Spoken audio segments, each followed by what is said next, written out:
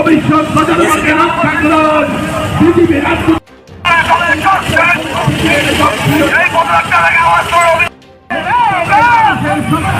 বড় শিক্ষক আমরা কেউ মেনে নিতে পারছি না। বন্ধুগণ, ভারতের গণতান্ত্রিক যুব ফেডারেশন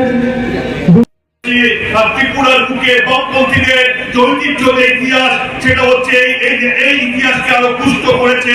সে জায়গায় দাঁড়িয়ে বলবো, যারা ভেবেছিলেন আমাদেরকে শেষ করবেন, খতম করে দেবেন, তারা আজকে দিন গুনছেন। এই ত্রিপুরার মানুষ তাদেরকে হচ্ছে পরাজিত করবে, আবার বামপন্থীদের নেতৃত্বে ত্রিপুরা এগিয়ে যাবে। আমাদের শুধু একটাই আহ্বান এই ত্রিপুরার যুবদের কাছে, আপনারা তো অভিজ্ঞতার মধ্যে দিয়ে বুঝতে পারছেন ত্রিপুরা কোন জায়গায় যাচ্ছে। আগে আমরা দেখতাম অন্যান্য রাজ্যতে ত্রিপুরা থেকে কম লোক হচ্ছে বাইরে কাজ করতে যেত। এখন আপনি অন্য রাজ্যে গিয়ে জিজ্ঞাসা করবেন, দেখবেন 5 জনের মধ্যে 1 জন পাবেন ত্রিপুরা যারা বাইরে কাজ করতে গিয়েছে। সবাই হচ্ছে বড় বড় কোম্পানিতে কাজ করছে, এমনটা নয়। এর 90% কাজ করছে দিনমজুরের, খেতে হচ্ছে শ্রমিকের কাজ করছে।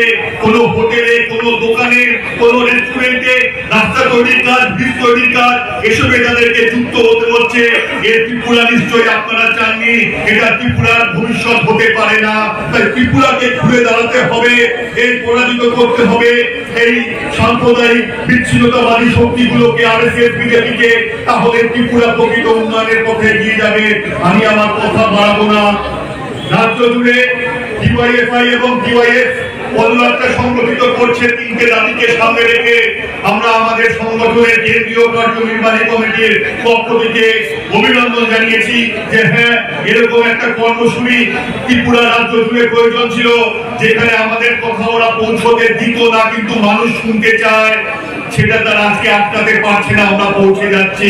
আগামী দিনেও দাঁতে দাঁত চেপে মুষ্টিবদ্ধ হাত নিয়ে মতাদর্শে শানিত হয়ে আমাদের কথা ত্রিপুরার প্রত্যেকটা মানুষের কাছে পৌঁছে দিতে হবে। আপনারাই দায়িত্ব গ্রহণ করেছেন, তাই শত আক্রমণের পরেও আজকে আমরা এখানে দাঁড়িয়ে সভা করছি।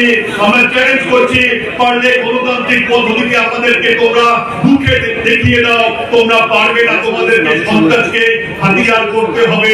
আমি শেষ করবো আমার কথা বলে, এই পদযাত্রা শুধুমাত্র একদিনে একটা পদযাত্রা নয়, বাড়িতে বাড়িতে আমাদের কথা, ত্রিপুরার উন্নয়নের কথা, ত্রিপুরা কি চলছে সমস্ত কিছু মানুষের কাছে পৌঁছে দিতে হবে, বিকল্পের কথা বলতে হবে, তাহলেই আমরা লড়াইকে জিততে পারবো। আজকে এখানে বুক ভরা হচ্ছে, উৎসাহ নিয়ে ফিরে যাবো রাত্রেবেলা দিল্লিতে, যে হ্যাঁ, একটা রাজ্যে ডিওয়াইএফআই লড়ছে, বুক চিপিয়ে লড়ছে, আর এই লড়াইতে আমরাই হচ্ছে জয়ী।